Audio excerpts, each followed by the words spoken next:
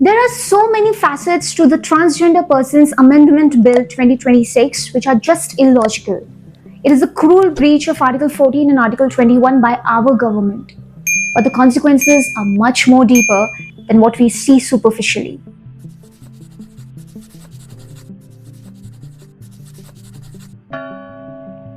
Imagine a 13 to 14 years old boy who's already facing dilemma about his sexual preferences and his gender identity. He anyways is facing a lot of trauma and shame. He's not at ease with what his body projects him as in front of the society. And it's not like he can confide to his parents or teachers or siblings, not even his best friend, about who he really is and how he identifies himself. You know the worst part? They didn't even choose this kind of complicated life for themselves. It was a natural phenomena.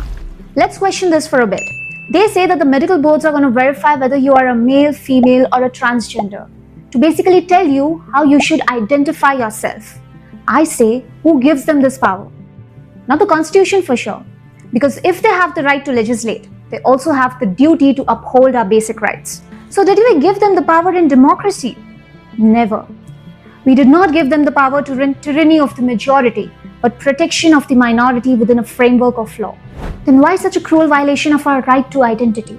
Esteemed organizations around the globe, like World Professional Association for Transgender Health, has explicitly stated that the only reliable source of information for a person's gender identity is the person himself. And hence, no amount of medical diagnosis is actually necessary, and in fact, it's a total lost case. Because no amount of blood tests, gene tests, or brain scans can actually come up with a specific physical test for solving these kinds of identification problems. And when the tests fail, doctors actually resort to subjective analysis and biases which actually lead to arbitrary rejections. And what else do they argue about? The laws are being misused, it's against our societal and cultural norms, the definition is vague. Publicly recognizing one's identity, which is a natural right by the way, breaches no one's fundamental rights. It causes no harm or pain to others. Then why are we not letting them exercise this right to identify oneself? Is it the mindset that doesn't want them to be included in the society? Because if that's the case, Indian courts have again and again said that constitutional morality is bigger than the societal morality.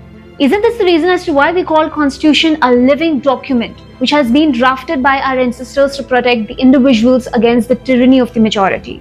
And as far as the misuse of law is concerned, why are we burning down the whole house just to catch a mouse? We do have other laws to take care of fraud and perjury, don't we? Then why are we abolishing the right to identify oneself instead of strengthening our own policies?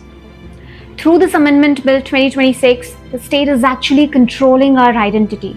It's actually putting us in an invisible prison and forcing us to live a life dictated by the societal norms.